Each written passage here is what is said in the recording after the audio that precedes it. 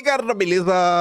Como é que vocês estão? Meus amigos, este ano de 2025 está muito mais movimentado do que os anos anteriores e, enquanto nós estamos discutindo a anistia, e vamos falar dela no segundo tema do vídeo de hoje, precisamos voltar no 8 de janeiro. Não é que ontem a turma do Estadão traz um novo personagem conectado a um personagem que já conhecemos, que é o Coronel Naime, onde esse novo personagem foi um ex-procurador do José Dirceu e que ele manteve contatos com o Naime no dia 8 de janeiro, passando instruções e até fazendo promessas. Mas vejam só. E vamos ter que falar sobre isso, né, no primeiro tema do vídeo de hoje, que é uma denúncia, assim, no mínimo cabulosa, que o Senado, inclusive, já aprovou em comissão a convocação desse rapaz do Naime para prestar esclarecimentos. Matéria avassaladora aí do Estadão. Vamos começar falando sobre isso, aí depois a gente vai para a questão da anistia, algumas coisas que rolaram no dia de ontem, o Hugo Mota aí não vai, o PL, né, que tem um PL da anistia e o PL Partido. O PL Partido avisa que vai obstruir e temos que falar sobre essa obstrução. Tem muita coisa aí realmente acontecendo nessa obstrução que vale a pena destacar. Vem comigo, tu vai falar, rapaz, veja aí. Aí vamos também falar sobre algumas visitas que aconteceram ontem no Congresso, pessoas importantes que foram lá, né? Assim, o timing das coisas no Brasil é sensacional. Vamos falar sobre alguns recados que a Globo manda, né? Vindo lá de cima. Vamos falar também sobre algumas movimentações ligadas a Bolsonaro e mais algumas coisas diversas que eu não tô conseguindo lembrar. Algumas ligadas ao julgamento de Bolsonaro. Tem uma movimentação, inclusive, aí dos deputados que envolve o ramagem e que pode, inclusive, meio que dar uma mão aí para Bolsonaro e todos os réus. Vocês vão entender já já. Enfim, tem muita coisa pra gente comentar nessa primeira parte. Na segunda, na terceira, não sei se vai dar tempo de comentar, porque tem muita coisa mesmo nessas duas primeiras partes. Lula versus Bolsonaro. Tem algumas coisinhas aí acontecendo, nova pesquisa, Bolsonaro vence no Instituto de Pesquisa que o Lula era o rei, o Atlas Intel. Mostrar mais algumas besteirinhas e no final tem mais notícias diversas do governo Lula que hoje eu realmente acho que não vai dar pra gente comentar. Depois dessa longuíssima introdução, vamos começar. Calma que a denúncia tá aqui, ó, já na sequência. Ex-procurador de José Dirceu aconselhou o Coronel Naime, né, o da PM, no 8 de janeiro e prometeu cargo no governo Lula. Calma, chegaremos lá. E não é 1º de abril, a notícia é real, tem os documentos oficiais, inclusive, anexados na matéria. Mas, gente, tem hora que incomoda falar desses assuntos. E não é porque são assuntos, assim, não é o fato só de incomodar, porque é um assunto chato muitas vezes. Eu digo o seguinte, quando a gente tem que ver, né, os abusos que acontecem na linda democracia brasileira, né? Quando você vê algumas coisas que acontecem contra Bolsonaro, contra as vítimas do 8 de janeiro, você fala, rapaz, mas você tem que comentar, porque você tem que mostrar o outro lado, que se depender da imprensa, a imprensa só vai comentar que é o quê? Não, meu Deus do céu, é golpe, é golpe, é golpe, não um ato de vandalismo, não, Bolsonaro é a pior pessoa do mundo, não um injustiçado, que a gente vem observando aí vários atropelos. E outro motivo aí que dá chateação, e a gente fala, e muitas vezes, né, a própria imprensa trata isso como teoria da conspiração, mas é que agora o Globo deixa claro que não é. Veja isso daqui, ó, veja esta manchete.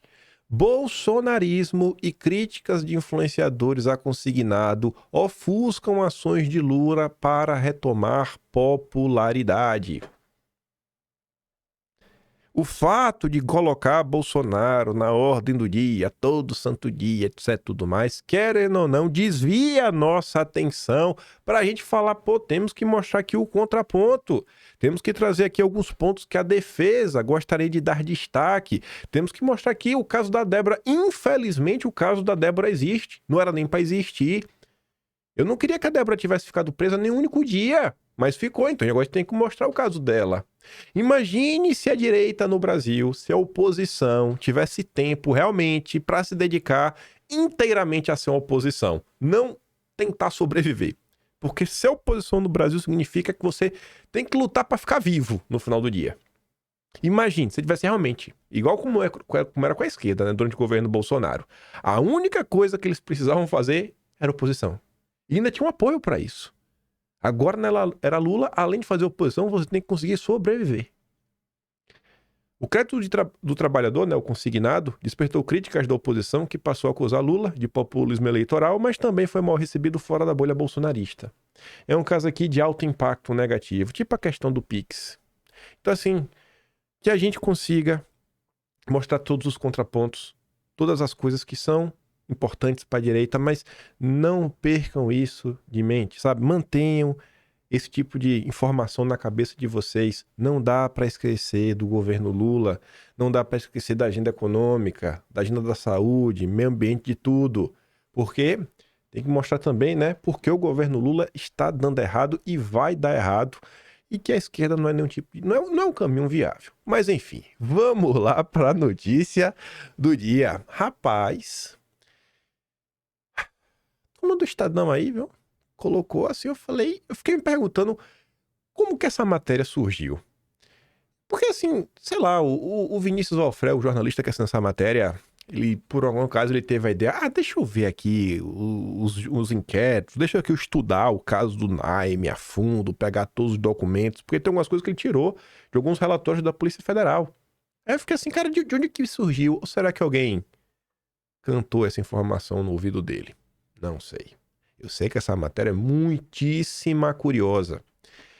O empresário e dirigente do PT, né, lá de Brasília, local de Brasília, Fernando Nascimento Silva Neto, procurador do ex-ministro José Dirceu por 5 anos. Imagina você ser procurador de alguém, né? Tem lá uma procuração para falar em nome do Dirceu. Deu orientações sobre como agir nos bastidores do 8 de janeiro ao coronel Naime, então chefe de operações da Polícia Militar do Distrito Federal. O petista ditou o que o coronel deveria dizer ao se apresentar ao interventor, o Ricardo Capelli, o Capelinha, e chegou a prometer ao policial um cargo no governo Lula. Lula! Um petista! Ex-procurador do Zé Dirceu. Fernando Neto aparece como dono de um banco que opera em Brasília com um lastro falso de 8 bilhões e meio de reais. Petista demais, né? E diz participar desde 2018 da montagem da empresa que envolve laranjas. Como revelou o Estadão, o empresário vinha usando a firma para acessar ministérios e o Congresso. A atuação do banco está na mira da Polícia de São Paulo e da Polícia Federal. Petista, quando não tá mentindo, tá aprontando. Ex-ministro ressaltou que rompeu com Fernando Neto, né? O Dirceu falou, não, rompi com ele. Mas ele era procurador do Dirceu de 2018 a 2023, né? Engraçado, rompeu em 2023? Rompeu quando? 1º de janeiro? 1º de janeiro ou foi depois do 8 de janeiro, Dirceu? Quando tem pra nós? Quando foi o rompimento, Dirceu? Rompeu por quê, Dirceu? Procurado, o empresário não comentou. Até porque ele não é investigado pelo 8 de janeiro. Já o Naime afirma que Neto se apresentava como articulador e membro da equipe de transição. Eu sou petista, eu sou esse procurador. Ele era procurador de Dirceu, né? Pô, o Dirceu rompeu em 2023. Não é possível que Dirceu rompeu além do 8 de janeiro. E o Palácio do Planalto informou no teu comentário. Não sei de nada. Até porque ele não encontrou com Lula, né? Nem nenhum servidor do gabinete da presidência. Não sei quem é. O Lula nunca sabe de nada. É incrível isso. Os diálogos do empresário Fernando Neto com o coronel Naime aparecem em relatório da Polícia Federal sobre o 8 de janeiro, produzido a partir das trocas de mensagens de policiais investigados. Aí que eu me pergunto, por que o Vinícius Valfré tomou a iniciativa de olhar esses relatórios? Será que alguém cantou que tinha algo interessante lá, ou foi, sei lá, ele tinha essa certeza? Cerca de meia hora após o início da destruição na Praça dos Três Poderes, o militar conversava com Fernando Neto. No celular do policial, olha só, no celular do Naime, o nome está salvo como Fernando Neto PT. Fernandinho do PT, do PT do Lula. Rapaz, o petista enviou o número de telefone de Capelinha pro coronel Naime, que perguntou: o que é que eu falo pra ele? Em 2 áudios, Fernando Neto orientou Naime sobre como apresentar ao interventor. Aspas. Que o comandante-geral foi afastado, que você é o comandante das operações especiais que estava de férias, só que você, visto a situação, se colocou à disposição para retornar das férias e assumir as operações a partir de agora. Se coloca à disposição dele e fala que você está integralmente à disposição dele. Antes de complementar, tira do teu colo, pelo amor de Deus. Só isso, tira do teu colo. No teu... Rapaz, velho. Fernando do PT é um cara inteligente, né? Até parece que ele achava que ia cair no colo do Naime. Mas tá aqui, ó. Ministério da Justiça e Segurança Pública, Polícia Federal, condenação de inquéritos... Deve ser coordenação, né? Coordenação. Meu Deus, um documento oficial escrito errado. Aqui, ó, áudio. Aqui o número do áudio, .ops, né? Aqui o arquivo. Voz de Fernando Neto. Que o comandante-geral foi afastado, que você é o comandante de operações, etc. Bonitinho. Aí tá aqui, ó. Fernando Neto PT. Divulgou o número, ó. Capelli PCdoB.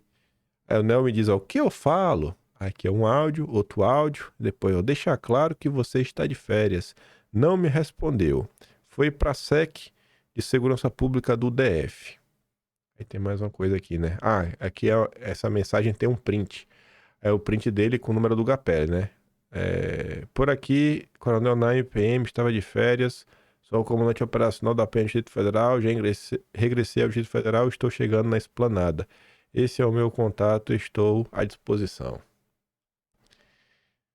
Naime escreveu ao interventor, conforme orientado. E antes de qualquer resposta, enviou um print da conversa com Capelli ao Fernando do PT.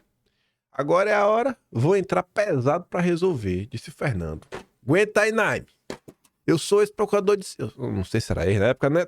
Eu vou resolver. É o brabo.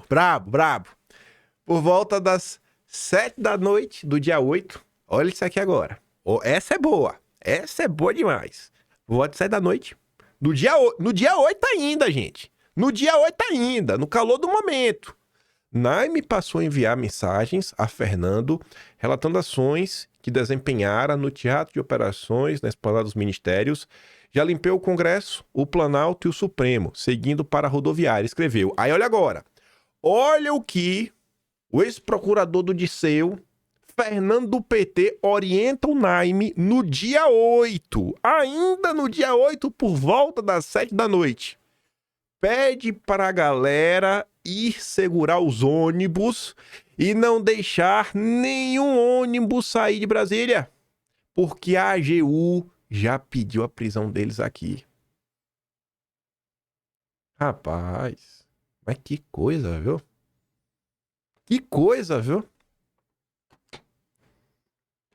Veja só como são as coisas. Os agentes da PF registraram estranheza no envio de informações a Fernando Neto em pleno caos. Causou bastante estranheza, dada a situação praticamente de cenário de guerra, com inúmeros confrontos, inclusive com o próprio coronel ferido. O fato de Naime ficar passando informações policiais praticamente em tempo real a Fernando. Imagina, gente, no meio da confusão, do quebra-quebra, tudo tentando resolver. E aí, Fernandinho? E aí, cadê o Capelinha? Como é que eu falo com ele? E aí, Fernandinho? Aí, Fernandinho falou, não deixa o ônibus embora não, viu? Ó, fica de olho. Mas tu tem tempo pra ficar no WhatsApp. Até a PF do Lula achou estranho, né? A tentativa de abertura de diálogo de Naime com Capelinha foi infrutífera. Por volta de 9h30 da noite do dia 9, o coronel pediu para que Fernando Neto descobrisse quem o queimou com o interventor. Aí o petista respondeu, o 02, com o pessoal do Ibanez. Segundo a PF, a menção seria o coronel Clepter Rosa Gonçalves, à época subcomandante-geral da PM. Em 12 de janeiro, 4 dias após os ataques, Naime reforçou em mensagem ao petista que havia sido preterido. Fernando Neto disse que o prazo da intervenção acabaria em breve e que, caso o militar não voltasse para o comando geral, ele enviaria para o governo federal. O petista, né, fez a promessa que não pôde cumprir, porque o Naime até foi preso, né? Se não voltar para o comando geral com a Celina, que era governador em exercício, vou te mandar para o governo federal, escreveu o empresário. Naime não foi para nenhum dos dois lugares, acabou preso semanas depois, no início de fevereiro. Aí tá ali, né? Bom dia. Chegou de volta? Tô na fazenda. Volta quando? Ó de casa, de férias para ajudar. Só me lasquei. Volta quando? Quando precisar. Capelli, não sei, comigo de graça, né? Ingrigou. Ficou, engrilou comigo, ficou triste comigo de graça. Enfim. O petista, o Fernandinho do Disseu, foi testemunha do Naime na ação penal que o Naime responde no Supremo. Ele se apresentou na audiência como CEO de um grupo financeiro, um banco. Descartou o viés bolsonarista do Naime e disse que Naime sempre teve bom trânsito no PT. Supremo. Naime é gente boa. Tem trânsito com o PT, não é bolsonarista. Esteja livre. O depoimento do empresário, o desembargador Ayrton Vieira, auxiliar do ministro, durou 10 minutos. Fernando Neto não falou nem foi perguntado sobre a orientação que deu ao militar. Durante não perguntaram, não. E aí, que orientação foi essa que você deu, Fernandinho do Disseu? Nem sobre o pedido feito ao coronel Perteclay para que Naime fosse escalado para liderar as ações. Aí, diante de algo como isso daqui, né? Nada polêmico, os senadores aí, né, acharam por bem fazer uma audiência pública para perguntar pro Fernandinho do Disseu que história é essa. Aí tá ali, ó. Comissão do Senado aprova a audiência para ouvir o ex-procurador de Disseu e o coronel do 8 de janeiro, né, o coronel Naime. Comissão de Segurança Pública do Senado. Comissão de Segurança Pública é do Flávio Bolsonaro, né, que ele é presidente. Aprovou nessa terça um requerimento para realizar uma audiência pública para ouvir o empresário Fernando Neto, ex-procurador do ex-ministro José Disseu, e o coronel Naime, né, que era o chefe de operações no 8 de janeiro. A iniciativa do Girão, Partido Novo, foi aprovada horas depois. Horas depois do Estadão revelar que Fernando Neto orientou Naime sobre como agir nos bastidores do 8 de janeiro e ainda prometeu a ele um cargo no governo. Aí eu botei ali, dei um zoom de novo, ó. A comissão é presidida pelo senador Flávio Bolsonaro, que tem controle. Enquanto presidente da comissão, o Flávio Bolsonaro tem um controle dos trabalhos e da pauta do colegiado. Ou seja, o que é que entra em pauta é o Flávio Bolsonaro que escolhe. Aí eu fico me perguntando, né? Eduardo Girão foi a pessoa lá no Senado que mais aloprou falando que comissões não serviam de nada, né? A presidência de comissões não servem para nada. E aí, Girão? Será que o teu requerimento, Girão, teria sido apreciado tão rápido, horas depois que a notícia saiu do ar, que tu já entrou com o requerimento, já foi até aprovado, Girão? Será que presidir comissões não servem de nada, senador? Não tem, gente, como não falar sobre isso, porque o povo tem que se politizar. Não é questão de deixar disso ou ficar, as pessoas têm que entender de uma vez por todas, né? Como é que a coisa funciona, para parar de gritaria e saber diferenciar o que é, sabe, um acordo espúrio do que é um negócio simplesmente pragmático no seu termo mais puro e essencial, onde era uma eleição que todo mundo já sabia quem ia vencer e você tinha duas opções: perder de pé ou ficar com as comissões. A turma queria que o PL perdesse de pé, mesmo com uma bancada gigantesca, sabendo que o PL teria espaço na mesa diretora, espaço nas comissões e que isso traria algumas vantagens ao longo dos próximos 2 anos. Como você está vendo aí, isso sendo colocado em prática. Vamos ver, né? Ainda não tem data, não. Ainda não tem data para a comissão. Coisa aí, tem que ver, devem decidir aí, sei lá, nos próximos dias, quando é que vai ser essa audiência. Mas, você vê, estamos em 2025 e ainda surgem coisas curiosíssimas sobre o 8 de janeiro. Histórias aí que, se dependesse da Rede Globo, do Lula, a gente nunca ia saber. Mas vamos lá. Anistia. Ontem estava marcado a reunião de Hugo Mota lá para discutir a questão inicial, etc. Até o momento essa reunião meio que não rolou. Já tá nessa aí de ver com os vice-líderes se vai colocar, não vai. Não é momento para isso. Como é que diz? Momento de equilíbrio, sem falsos heroísmos. Eu não acho que ninguém tá querendo ser herói, acho que o pessoal tá querendo resolver o problema. Mas vê só. Cobrado pelo PL, acelerar a anistia, Hugo Mota diz que o momento é de equilíbrio sem falsos heroísmos. Uma sugestão seria enviar a proposta para uma comissão especial que debateria o tema. Mas o PL insiste em voltar à urgência. Porque se colocar na comissão especial, vai demorar, vai postergar. Vai ter essa reunião, vai ter isso, vai ter aquilo outro, tem a composição das comissões. Enfim, coloca no plenário, vamos acelerar, já deu. Já deu o que tinha que dar. Vai ter manifestação agora domingo, o Bolsonaro está convocando, chamou até os governadores, vamos ver se eles vão. Chamou o Zema, chamou o Ratinho Júnior, chamou o Caiado. Né? Vamos ver se eles vão, né? Vamos ver. Pra colocar pressão. Mas enfim, o PL falou que não. Ou bota no plenário, ou a gente vai obstruir. Curiosamente, ontem teve o lançamento do livro do Pacheco. O Pacheco resolveu escrever um livro. E aí o ministro estava lá, junto do Nino. E até tem um momento lá que ele para lá pra foto, ao lado do presidente das casas, né? Ao lado do Mota e do Alcolumbre. Aí fica naquela, né? Olha, a matéria do Globo tá destaque, né? A do Metrópolis também. Ministro visita Congresso em dia de pressão por anistia. O ministro e Flávio Dino vão ao Congresso em dia de pressão bolsonarista contra a ação do golpe. Olha a diferença no tom, né? A Metrópolis é bem fático, né? Tá tratando do fato. Dia de pressão por anistia. Anistia é só isso. Já, como é que a Globo escreve, né? Pressão bolsonarista, aqui é só pressão, contra a ação do golpe. Não é ação do golpe, cara. Não é pressão bolsonarista contra a ação do golpe, é pressão bolsonarista por justiça. A Globo é um dos maiores problemas que o Brasil tem. Essa porcaria tem que fechar.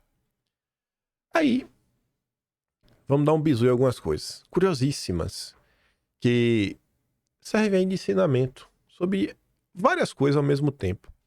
Nos últimos dias, eu cheguei a comentar em vídeo e nas redes sociais vocês também devem ter visto algumas pessoas falando: poxa, seria tão bacana se artistas, atletas, pessoas, né, celebridades, pessoas conhecidas na sociedade, falassem sobre o que está acontecendo no Brasil, explicassem, porque é importante a anistia, é uma questão humanitária, não é Lula, Bolsonaro, poxa, é uma questão assim, velho, para ajudar o povo brasileiro.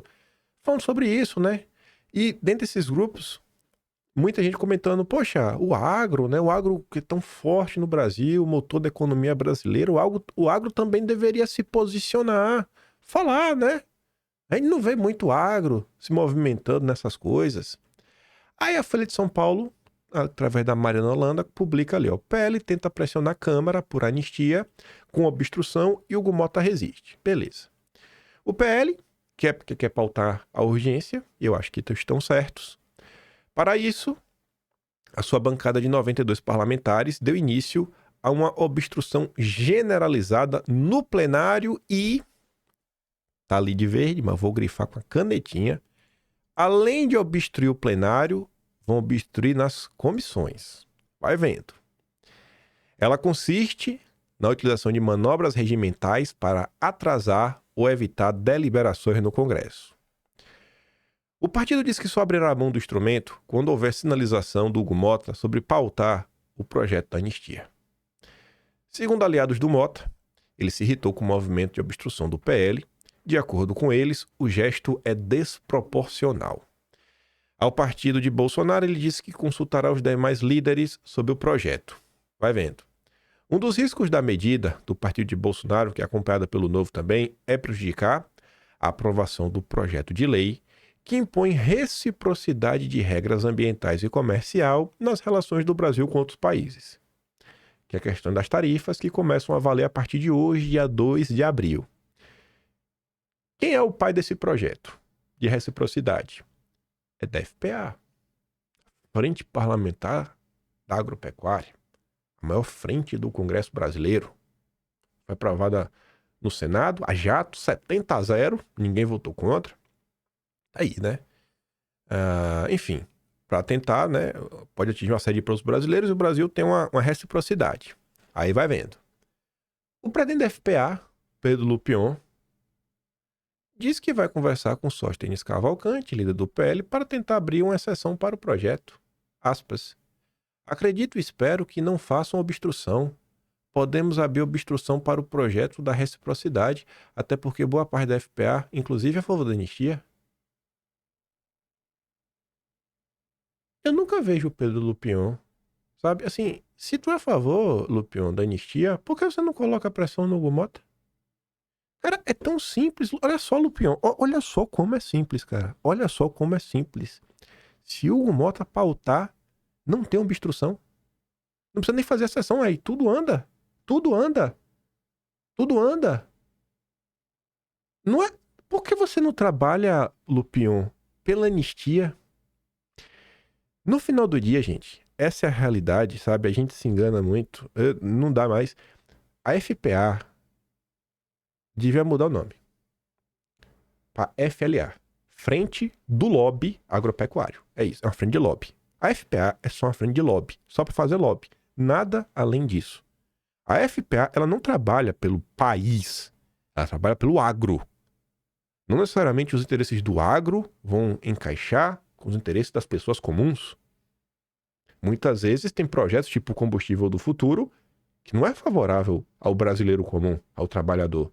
É favorável aos grandes produtores, que vão dar uma boletada violenta, inclusive abrindo caminho para o governo aumentar até o percentual de etanol na gasolina, que ajuda o Rubens Ometo, um campeão nacional. A FPA nunca se movimenta para nada favorável ao povo brasileiro. Só que o episódio ainda fica melhor. Vamos ver quem vai ser o relator dele na matéria da CNN, mas vamos continuar. Aí o Zuco, que é o líder da oposição, né, diz que o PL vai continuar com a obstrução, abrindo a sessão apenas para pautas relacionadas ao 8 de janeiro. A Comissão de Segurança, por exemplo, presidida por um parlamentar do PL, o Bilinski, né, o PL conquistou a Comissão de Segurança, aprovou apenas um requerimento, porque o Bilinski, ele pauta o que ele quiser no dia, para criar uma subcomissão especial para fiscalizar denúncias de violações de direitos humanos. Por presidir uma comissão na Câmara, também na Câmara e no Senado preside ambas de Segurança Pública, a do Senado vai trazer o Naime e o Fernandinho do PT, e a da Câmara criou uma subcomissão para também olhar em loco, né, qual é possível violação de direitos humanos e poder formular novas denúncias em prol da turma do 8 de janeiro. Questionado se não é ruim para o partido obstruir um projeto que tem apoio de ruralistas e do governo, o Zuco disse: irmão, sabe o que é que pega mal? Pessoas continuarem presas, né? Mulheres presas com 17 anos, enquanto tem homem aí violador, né? Criminoso solto. Isso que tá errado. Aí o projeto que o Lupion, esse inútil, que não faz nada, que se quer mover uma pena durante a reforma tributária para toda a agenda verde que até prejudica o agronegócio, o mesmo Lupion que não abriu a boca, quando lá em maio de 2023, depois até teve a denúncia ganhou a luz do dia através de áudios de funcionários, né, diretores de bancos privados, onde eles articularam a lei e enfiaram via Febraban para parecer que foi algo orgânico, espontâneo, que não veio da mão dos bancos privados para mudar o sistema de concessão de créditos para frigoríficos, matadouros. O Pedro Lupion não abre a boca sobre isso. A FPA não abre a boca sobre isso. Inclusive, o vice-presidente da FPA é o Arnaldo Jardim, o homem que trouxe o Klaus Schwab para o Brasil em 2023, maio de 2023. Ex-secretário do Alckmin. E ele que é o relator na Câmara. A FPA não trabalha pelo Brasil. É uma frente de lobby para o agronegócio. Gente que tá milionária pensando em virar em bilionária. E gente que é bilionário pensando em virar multibilionário. Não é pro pequeno, pro médio produtor. É um fim de lobby. Eu fico maluco. Eu vou manter a calma. Em conversa ao pé do ouvido, Mota pede à líder do PL alívio na obstrução para liberação de emendas. Aqui tem um complemento a mais, que envolve aí a presidência das comissões. Vai vendo, ó. Segundo Sóstenes, do PL, Hugo Mota pediu para ele aliviar a obstrução para votação das atas, já que as emendas dependem desse aval das comissões para serem aprovadas. Como assim, rapaz? Que atas são essas? Essas atas dependem do aval das comissões? Mas o princeso me falou que as comissões não serviam de nada, princeso. Você falou que não servia de nada, princesa, as comissões. E tem que relembrar isso, porque o povo tem que se politizar para não cair nesse mesmo discurso a cada 2 anos. Eu tô cansado. O líder do PL, porém, se manteve irredutível e disse que continuará travando o funcionamento dos colegiados, assim como as votações em plenário. Gente, liberação de emendas. As emendas que o Centrão tanto quer. As emendas que movem o Centrão dependem do aval das comissões. As emendas. A liberação de emendas. Antes, a intenção do Sóstenes era liberar a obstrução para as atas relacionadas a emendas. Não, a gente pode ver, só que ao longo do dia, a orientação do PL mudou ao entenderem que impedir a liberação de emendas poderia ser a forma mais eficaz de obstrução. Porque o que move o Centrão é dinheiro. O PL tem as comissões com as maiores verbas. Comissão de Saúde, Agricultura e Turismo. Mas, segundo Luiz Felipe de Orleans e Bragança, comissões não servem de nada.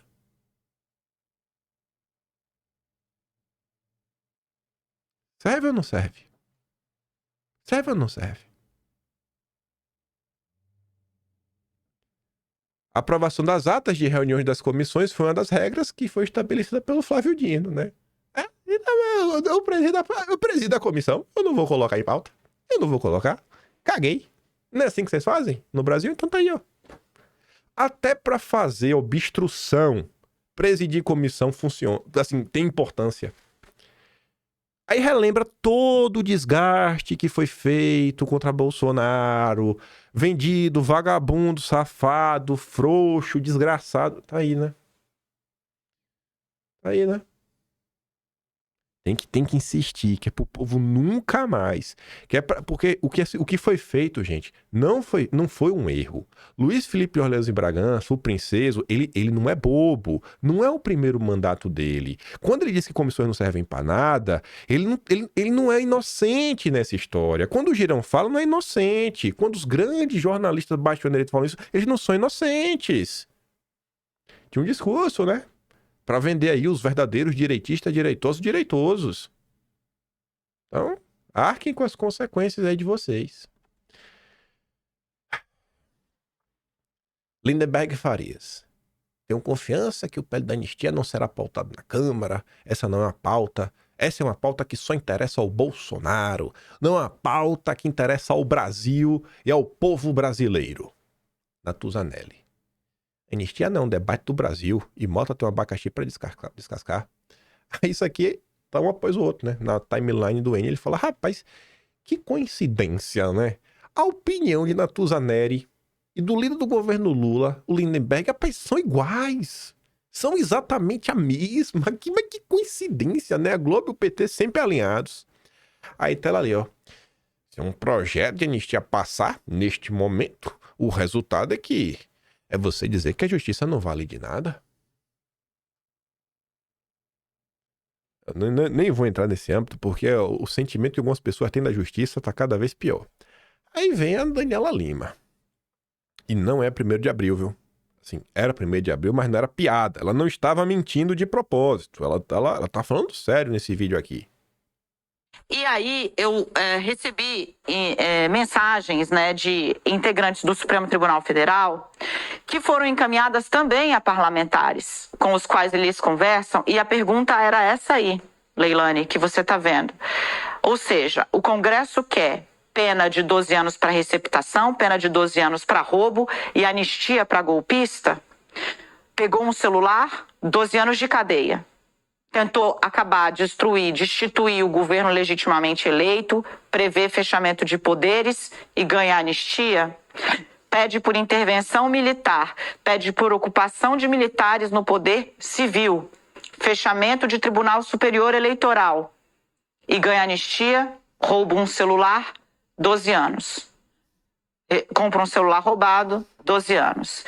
Essa provocação está sendo feita num momento em que legitimamente se discute uma pena de 14 anos para alguém que depredou patrimônio público tombado pela Unesco, né? Patrimônio público tombado e avaliado em 2 milhões de reais, que ocupou, esteve nas manifestações pedindo, sim, por um golpe de Estado, que participou de caravana golpista, com pregação golpista, abertamente golpista, até Brasília, viu a depredação, viu a violência, dela se utilizou, inclusive, para fazer um gesto que, digamos, ganhou notoriedade. Essa discussão ela está acontecendo e ela vai continuar acontecendo, mas os ministros decidiram entrar. E eu acho que trazer esse bastidor é válido, propondo uma reflexão, que é essa. Ou seja, comprou um celular roubado, 12 anos de cana. Tentou derrubar o governo por meio da força, depredação, violência, grave ameaça e pedido de intervenção militar num país que vive aí 40 anos de democracia, se tanto anistiado. Ok, não estou entendendo. Foi a provocação lançada pelos ministros do Supremo à cúpula do Congresso Nacional, que eu abro aqui para vocês e coloco na roda para a gente discutir. Daqui a 70 anos, Daniela Lima, quando eu tiver do outro lado, não acho que eu devo ver uns 100 anos, né? Daqui a uns 70 anos, Bia, eu vou olhar pra tua cara lá do outro lado e eu vou falar, você lembra, né? Lembra por que tá aqui, né? Eu vou fazer questão de... a primeira coisa que eu vou fazer quando eu chegar lá e falar assim, me mostra onde é que Daniela Lima tá. Eu quero ir lá, só pra falar bem feito, né? E perguntar, eu não posso também dar uma... Tá! Deixa eu também dar uma, né? Que agora, não é possível uma coisa dessa, sabe? Como é que, assim, que salário que esse pessoal ganha pra se dispor a fazer isso? Tem nem o que falar, né? Não, isso mesmo, realmente. Faz assim uma construção pra tentar vender uma ideia que realmente teve uma tentativa de golpe de Estado. É uma forçação de barra, de mão, que você fala, meu Deus do céu, pô. Meu Deus do céu, minha Nossa Senhora. Sabe?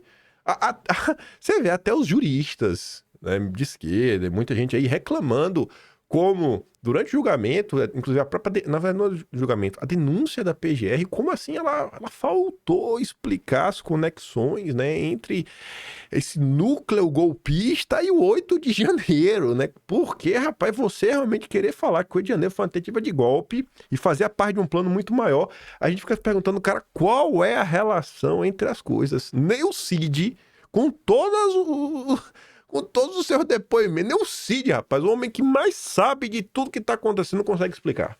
Mas Daniela Lima mete essa. É difícil, viu, gente? É difícil você ouvir isso e manter a paciência. Sabe? E depois você tem que ouvir esse pessoal falando, né? A polarização tornou as pessoas muito intransigentes. Elas não aceitam mais nem conversar. Elas brigam até em família. Por que será, né? Por que será, né?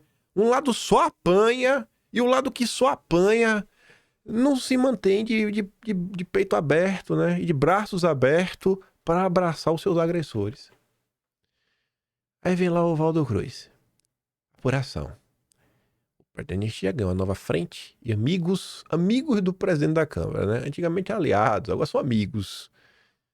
Apostam que a melhor saída neste momento seria alguém entrar no Supremo com um pedido de revisão das penas de todos os envolvidos no 8 de janeiro. Que poderia levar à soltura de todos que já cumpriram cerca de 25% da pena. Só faltou falar que, né, soltar todos através de uma decisão técnica. Aí, realmente, eu botava fé que esse era o caminho para salvar o Brasil. Sempre a Globo. É só a Globo que vem com essa ladainha. Por outro lado, na madrugada de ontem, eu e o Gadelha comentava que, por anistia, antes de toda essa confusão acontecer, antes de anunciar obstrução e tudo mais, o Will Gadelha já estava falando que Bolsonaro iria procurar o Hugo Mota, né? Segundo aliados, Bolsonaro deve procurar o Hugo Mota nos próximos dias. Conforme adiantado pela coluna, Mota deve se reunir nessa terça, dia 1º, com o líder do PL na casa, o Sóstenes Cavalcante. A previsão do líder do PL de Bolsonaro é apresentar oficialmente o requerimento de urgência 2 dias depois, durante a reunião semanal de líderes da Câmara, que ocorre às quintas-feiras, né? Depois de amanhã. Amanhã, né? Ixi, hoje é dia 2, depois de amanhã. Não, é amanhã, dia 3. Sabe? Já é coisa já. Tô me perdendo no tempo. Dia 6 tem manifestação. que pode ajudar, né?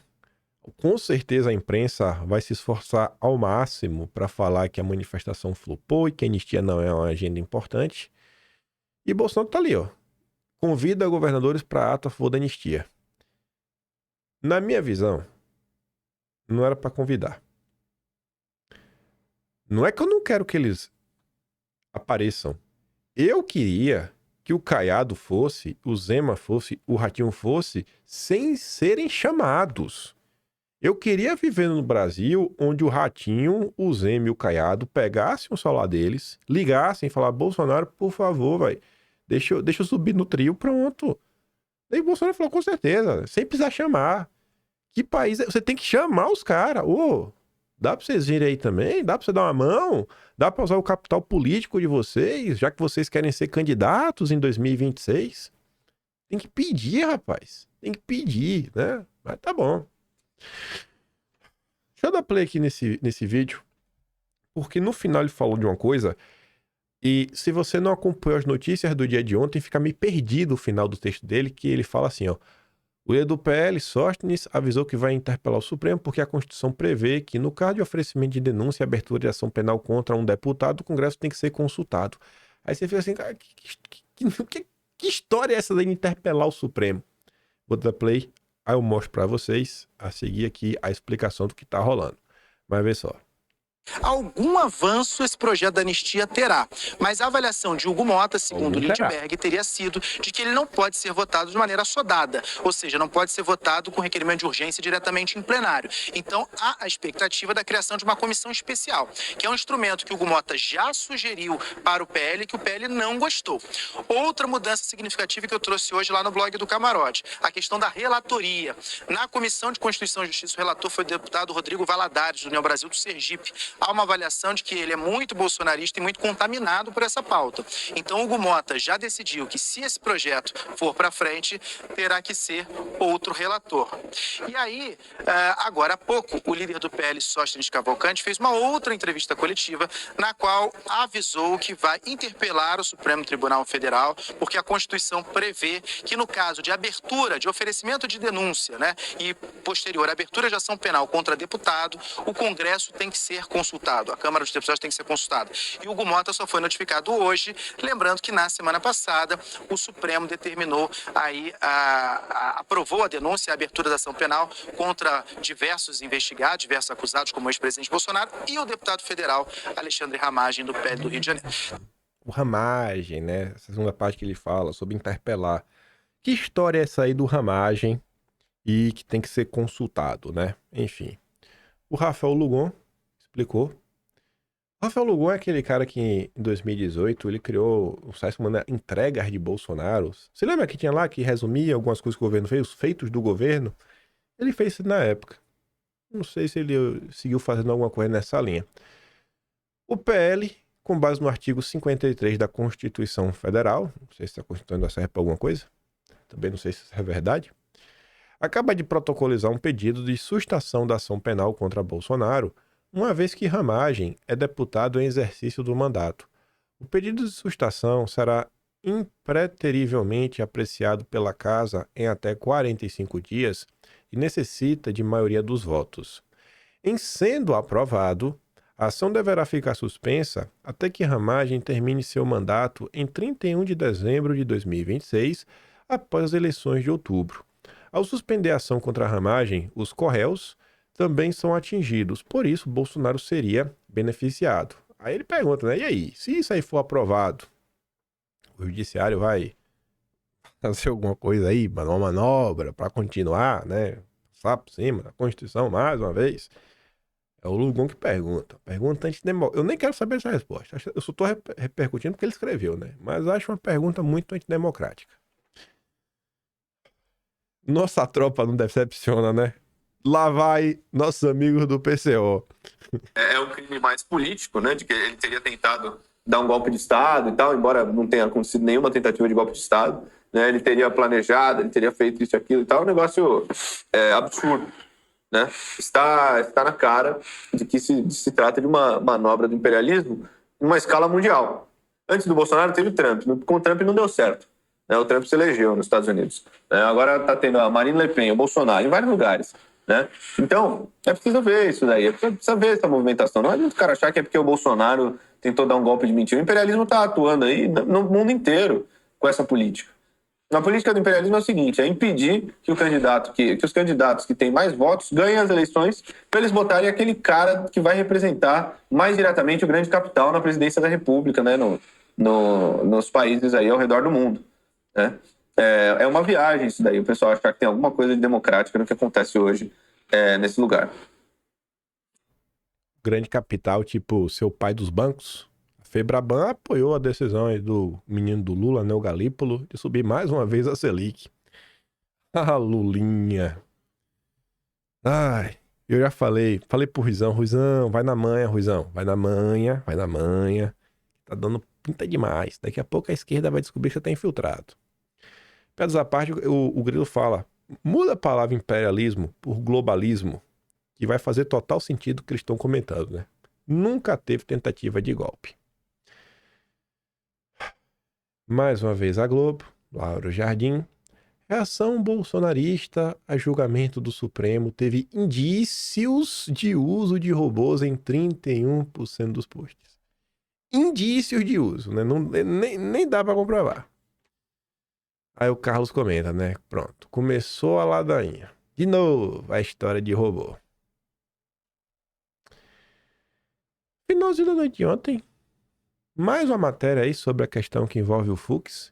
Fux gera incômodo no Supremo ao se descolar do ministro após 500 casos do 8 de janeiro. Aí diz que a mudança de postura do Fux provocou um certo incômodo entre integrantes do tribunal. Não sei se o Mendonça... Acho que o Mendonça não ficou incomodado, né? Acho que o Mendonça não faz parte desse grupo aí que ficou incomodado. Até a semana passada, o ministro era considerado alinhado à corrente liderada pelo cara lá, o que reforçava uma imagem de unidade em torno das decisões do tribunal, diante de críticas de bolsonaristas, né, à condução do processo. 2 ministros, ouvidos sob reserva pela Folha, né, não posso falar quem é, afirmam que em processos de grande repercussão, Fux costuma levar em conta avaliações externas sobre a atuação do Supremo, ou seja, manifestações populares, da mídia, de comunidades políticas, círculos jurídicos. Então, gente, olha a importância, nem imagine aí, imagine se diversos grupos diferentes, pessoas de relevância na sociedade, começassem a falar sobre a importância da anistia, o que está acontecendo. O Fux, o coração do Fux já tocou, segundo ministros que foram ouvidos sob reserva. O incômodo ficou ainda maior devido às palavras usadas por Fux. Ele disse que iria exercer a humildade judicial para rever erros cometidos no decorrer dos processos, né, contra os acusados do 8 de janeiro. Essa notícia aqui, eu fiquei sem entender. Assim, o Lula quer ampliar, mas eu fico me perguntando, tem como aumentar ainda mais? Já não são suficientemente amigos? Tem que ser ainda mais amigo? Lula quer Barroso em próximas viagens internacionais para ampliar a aliança entre os poderes. Mas tá pouco unido, tá pouco aliado. Mas quer mais. Lula quer mais. Não é aliado suficiente ainda não. Eu sei essa matéria aqui que o texto dela só está recordando ações que aconteceram nos últimos dias para tentar corroborar com a manchete. Gonê e o cara lá sinalizam disposição em diminuir tensão com a direita. E a prova que eles estão tentando diminuir a tensão é que arquivou o caso do cartão de Bolsonaro, concedeu aí uma prisão domiciliar para Débora, né? Eles fizeram uma dobradinha. Tá bom. Estamos vendo aí, né? Estamos diminuindo a tensão, tá bom. Só coloquei aqui porque a gente comentou ontem. Eu gosto dessas coisas, sabe? Porque tem algumas coisas que saem lá fora. Eu falo, essa notícia aqui é interessante, vamos comentar sobre isso. 2 dias até a gente tava comentando sobre a Le Pen, né? Antes da decisão. Antes de ser moda. O gente já começou falando, ó, vai ter o julgamento aí. Teve julgamento, realmente ficou inelegível. Gardel deu tempo de falar antes, né? Estávamos surfando coisa. E aí a gente já estava comentando sobre a matéria do Financial Times. Eu falei, ó, vale a pena prestar atenção, né? Porque é um jornal de peso, querendo ou não. E aquela matéria do Financial Times que a gente chegou a comentar, foi assunto, alvo de discussão na Globo News, enfim. Só peguei aqui 2 manchetes, né? Financial Times chama julgamento de Bolsonaro de arriscado. Financial Times diz que julgamento de Bolsonaro Supremo pode ser arriscado. E aí o subtítulo vai na mesma linha. Jornal britânico afirma que inquérito pode torná-lo um mártir. Ex-presidente alega perseguição política. Jornal britânico afirmou que o processo contra Bolsonaro pode levar seu perfil político e até mesmo transformá-lo em um mártir. E aí, pra gente... Ainda vai dar pra falar um pouco do governo Lula. Mas a gente fala do governo Dilma, né? Acho que nem vai dar tempo de entrar na pesquisa. Ontem, o Yogadeira publicou uma linda matéria. A justificativa da PGR para segurar há meses caso de ministro de Lula. Porque o pessoal tá reclamando, falando assim, rapaz, com Bolsonaro, vocês se movem na velocidade da luz. Já contra o PT, parece uma tartaruga. Nesse caso aqui, rapaz, se o Gonê fizer maldade, teremos que tomar as ruas. Porque é contra nosso ministro favorito, o lendário Juscelino. O lendário Juscelino. O PGR, Paulo Gonê, segura pelo menos 5 meses o inquérito que investiga o lendário Juscelino por suspeitas de corrupção. Juscelino, de forma injusta, foi indiciado pela PF em 12 de junho do ano passado por suspeita dos crimes de organização criminosa, lavagem de dinheiro, corrupção passiva, falsidade ideológica e fraude na licitação de obras públicas. 5 crimes. Tudo mentira. Tudo mentira. Ele é um injustiçado.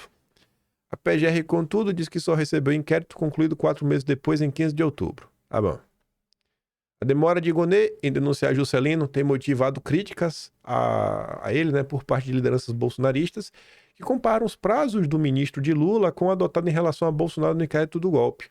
Conforme noticiou o Metrópolis, na coluna Fábio Serapião, a PGR levou 3 meses para denunciar Bolsonaro. Já o caso de Juscelino segue sem despacho de Gonê há 5 meses. Mas Gonê tem explicação. A interlocutores, Gonê tem justificado que, diferentemente do inquérito do golpe, a investigação contra Juscelino não tem pessoas com foro presas preventivamente, o que tornaria o caso menos urgente para ser analisado. Mas, gente, me diz uma coisa. Pessoas com foro presas. Vem cá, quem que tá com foro que tá presa? O Braga Neto tem foro? O Braga Neto é o quê pra ter foro? Eu sei que teve uma mudança do entendimento do foro, mas ele tem foro hoje. Tem foro. Ele tá sendo julgado por uma coisa que fez lá atrás. Em tese, na época ele tinha foro, mas ele tem foro hoje. Enfim, né? Sei que tá essa justificativa. Não tem ninguém preso, no caso do Juscelino. Esse é o Brasil. Um caso aí, injusto, óbvio. Organização criminosa, lavagem de dinheiro, corrupção, fraude de obra. Não tem ninguém preso. Ninguém preso. Ninguém preso. Não tem ninguém preso. Já o caso do Bolsonaro. Ah, Bolsonaro.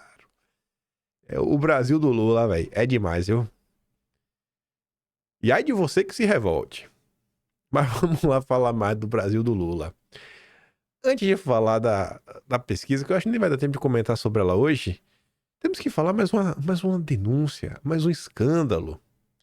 Um dos poucos jornalistas que fazem realmente jornalismo investigativo nesse país, realmente são poucos. O próprio Vinícius Valfredi, que a gente começa a primeira matéria, faz. O André Chaldes, tem o Tássio Lujan do Metrópolis, os caras porreta, tá aí sempre publicando matéria. Hugo Marques, da Veja. Eles realmente fazem reportagens. O Hugo Marques até fez agora um carro-pipa na cidade lá da Bahia. Confusões do PT. Mas enfim, pé de meia. Cidades de Bahia, Pará e Minas têm mais gente recebendo benefício do que aluno matriculado. Aí o pessoal fez a pé na internet, né? Porque, pô, pé de meia, irmão, todo mundo tem 2 pés, né? Então é uma meia pagada a pé. O programa Pé de Meia tem mais beneficiários do que alunos matriculados na rede pública em pelo menos 3 cidades localizadas na Bahia, Pará e Minas. O programa também chega a contemplar mais de 90% dos alunos de ensino médio em pelo menos 15 cidades de 5 estados. Além disso, há casos de beneficiários que aparentam ter renda acima da permitida pela regra do programa. Vamos dar uma olhada nisso, né? Em Riacho de Santana, na Bahia, cidade de 35 mil habitantes, localizada a cerca de 500 quilômetros de Salvador, a parcela do pé de meia em fevereiro foi paga a 1.231 pessoas, segundo dados divulgados pelo MEC. No entanto, segundo o que a direção do único colégio público que atende ao ensino médio na cidade disse ao Estadão por telefone, há no momento 1.024 alunos matriculados. Só tem um colégio público que atende ensino médio, tem 1.024 alunos matriculados e 1.231 receberam. Aí tá naquela, né? Você pode acreditar na direção da escola, que trabalha na escola mesmo, no dia a dia, que tá lá, que em tese tem os números mais atualizados, ou você pode acreditar no Estado. Porque a Secretaria de Educação do Estado da Bahia diz que são 1.677. Um número muito maior. Já o MEC fala de 1.800. Num colégio que tem 15 salas de aula. 3 números diferentes. A escola tem um, a Secretaria de Educação do Estado tem um e o MEC tem um. Olha que país organizado. Olha que país organizado. Ninguém sabe quantos alunos tem. Ninguém sabe quantos alunos tem. Sensacional. Em quem eu acredito? Em quem eu acredito? Isso daqui está sendo revelado por causa do pé de meia. Aí agora pega e pensa em todos os dados ligados à educação. Como é que você pode levar qualquer um desses dados a sério? Se você não sabe o número de estudantes que tem. 3 pessoas dando 3 informações diferentes. Brasil, Lula. E o PT é da Bahia. É Bahia, né? Bahia também tá na mão do PT. O benefício foi pago no município baiano a 456 estudantes menores de 18 anos, inscritos no ensino regular, e 775 maiores que cursam o ensino médio na modalidade de educação de jovens e adultos, né? O EJA. Ao todo, os pagamentos em Riacho de Santana somam 1,65 milhão em fevereiro. Segundo o Estadão apurou, a maioria dos problemas e pagamentos indevidos do pé de meia ocorre na modalidade EJA.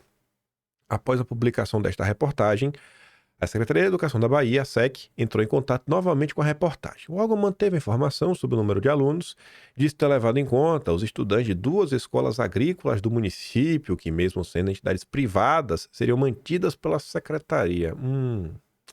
A SEC também disse que o Colégio Sinésio Costa tem 1.266 alunos, que também não bate com o número lá da direção, se considerados os estudantes de anexos que ficam fora da sede do município. Toda hora um número diferente e não bate com o número principal.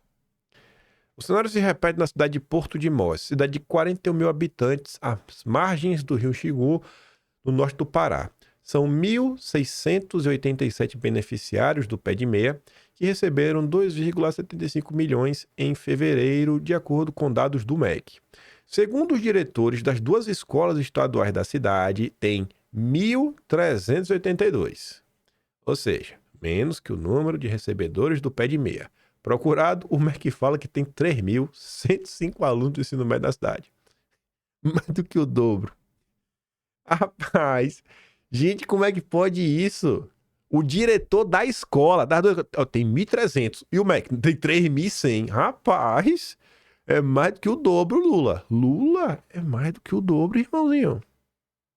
Aí nos últimos dias, gente, saiu a notícia que o MEC do Lula meio que negou uns dados aí sobre a alfabetização, como é que anda, né? E a imprensa caiu, né, de paulada, editoriais reclamando. Aí eu te pergunto, ainda que o governo Lula te coloque um cenário que fala assim, ó, a alfabetização do Brasil tá uma porcaria. Será que tá uma porcaria ou está em um cenário que eu não sei nem que adjetivo usar, né? Nível de qualidade PT. Né? Nível de qualidade PT é a pior coisa que existe no mundo. Em Natalândia, os dados do MEC para o mês de fevereiro registram 326 beneficiários do pé de meia. Mas, segundo a direção da escola estadual, são 317 alunos. Mais uma vez, né? Já o MEC fala em 600 estudantes na escola estadual Avarenga Peixoto, que tem 7 salas de aula. 600 pessoas, 7 salas de aula. É quase 100 pessoas por sala. Eu não sei nem como é que cabe. É o PT. A outra cidade, nas quais o número de beneficiários do PEDME em fevereiro passa de 90% dos alunos matriculados, Quixabá são 66 e tem 67 alunos matriculados. Só um não recebe. É o rico. É o playboy da escola. Em Alcântara, 833 recebe de 839 alunos, né? 6 a menos. E eles dizem, né, que esses dados eles conseguiram através da Lei de Acesso ao Secretaria de Educação, né, e Lei de Acesso à Informação. Aí, além desse problema no número que não bate, tem a galera que não deveria estar recebendo. Nessa cidade também é descumprimento do critério de renda para receber o benefício. O Estado encontrou servidoras das prefeituras com rendimentos líquido, não é o bruto, de mais de R$5.000 mensais, listados como responsáveis por jovens que receberam pé de meia. De acordo com as regras do programa, o benefício pode ser pago a jovens de famílias com renda mensal de até meio salário mínimo por pessoa. A renda per capita da família tem que ser R$759. Líquido, mais de 5 mil. Lula. Nos dados divulgados pelo MEC, uma das pessoas listadas é Amélia de Souza Oliveira. Ela aparece como responsável por um estudante de menos de 18 anos que recebeu R$1.000 do PEDME em fevereiro. No entanto, Amélia é professora da rede municipal em Riacho Santana desde 2019, com salário líquido de cerca de R$4.300. E aí? Não deve ser professora de matemática, né? Ela não deve saber como fazer conta. Além disso, ela é dona de uma pequena farmácia no centro da cidade baiana chamada Posto de Medicamentos Santa Clara. É, né? Tá bom. Na mesma cidade, também figura como responsável por um jovem menor de 18 anos, a professora Nelma de Oliveira Silva Rocha. Vamos receber 1.000 conto. O salário líquido de Nelma é cerca de R$3.800 e não há indicação de que ela tenha recebido Bolsa Família ou outro programa social que o PEDME exige. Na cidade de Porto Mós, há casos de professoras do ensino fundamental listadas como responsáveis por alunos de menos de 18 anos que receberam PEDME em fevereiro. Uma delas é Ana Cláudia Oliveira de Abreu, professora com carga horária de 20 horas semanais que recebeu R$5,3 mil em fevereiro. Outro caso similar é o de Ana Paula do Socorro Pontes Filho, que teve ganhos líquidos de R$5.900. No total, são 4 professoras com ganhos líquidos acima de R$5.000 da letra do programa. E aí, né? E aí? Aí você olha, né? O programa impacta mais regiões norte e nordeste. Onde estão os alunos que mais recebem o pé de meia? Nos bolsões que entregam os votos para o PT. Nordeste, né? A região ali norte, mais próxima do Nordeste. Aí depois a turma reclama, né? Camisa populista, visando questão, né, de votos. Dá pra vocês uma coisa dessa, gente? É um absurdo. É um absurdo. Simplesmente é um absurdo, bicho. É um total absurdo. Só pra terminar, né? Bolsonaro teria mais votos que Lula se a eleição ocorresse hoje. Bolsonaro é mais bem avaliado que Lula, aponta Atlas Intel. Quem poderia imaginar, né, Bolsonaro? Quem poderia imaginar? Tem a fala do Disseu que eu vou deixar pra começar com calma depois. Mas tá aí, né? Por isso que tá fazendo o que estão fazendo aí com o Bolsonaro. Até isso aqui também, ó. Aprovação do Lula. 53% desaprova, 44,9% aprova. A aprovação do Lula segue em queda e a desaprovação segue subindo. Segue subindo. E aí o Pedro Doria diz, né? Quem que rejeita mais Lula? Homem, ensino médio, idade de 16 a 44 anos, renda de 2 a 5, de 2 mil a 5 mil reais há 20 anos. Esse público, né, seria o público mais leal ao Lula. Esses são dados do Atlas Intel de hoje. E o Vilimil comenta, né? Governar para os banqueiros e campeões nacionais, aliado à quebra do monopólio da informação, resultou disso daí, né? Hoje o povo sabe o que o Lula realmente defende. Pois bem.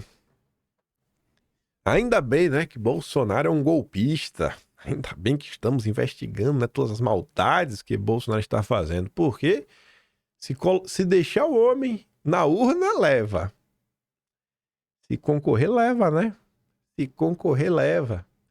Lula vai ter que escolher para quem ele vai perder, né? Porque se o Lula realmente quisesse também, Bolsonaro seria o candidato. Isso, inclusive, gente, é um dos pontos aí que a própria esquerda levantou, que talvez a situação do Lula possa ficar tão ruim no contexto do Brasil 247, que o Lula peça por Bolsonaro, porque só assim o Lula pode recriar a frente ampla. Nenhum outro candidato Lula consegue manter a frente ampla unida. O Bolsonaro existe essa chance, né? A ver como é que o sistema irá reagir diante dessas possibilidades. Que eu sei que eu vou mandar os vídeos que eu dei pra no canal Telegram. Hoje eu vou participar lá do Fala Glauber. Vamos lá, né? Tentar mostrar o nosso lado da história. Com certeza deve fazer aquelas perguntas chatas, né? Bolsonaro. Vamos tentar responder, né? Com paciência. Tentar falar fora da bolha. Se gosta do meu trabalhinho, quiser dar um pouco mais, posso se tornar membro do canal, né? Tem um botão de valeu, tem um Patreon, discussão e tem um Atlas Brasileiro. Hoje terminei, nossa, já, graças a Deus, de montar o Atlas de março, né? Separar as coisas por tema, pra Gabriela poder começar a montar os prints. Falta agora só terminar de revisar o de fevereiro, para publicar dia 15. Enquanto aí a turma já começa a escrever o de março. E vamos que vamos, né? Rumo aos 44. Depois eu não sei. Mas até o 48º, os 4 anos do governo Lula, vai ter Atlas. Depois a gente vê. Fica aquele grande beijo e abraço. Nos vemos amanhã. Quase não saiu. Tamo juntos. Valeu, galera. Fui.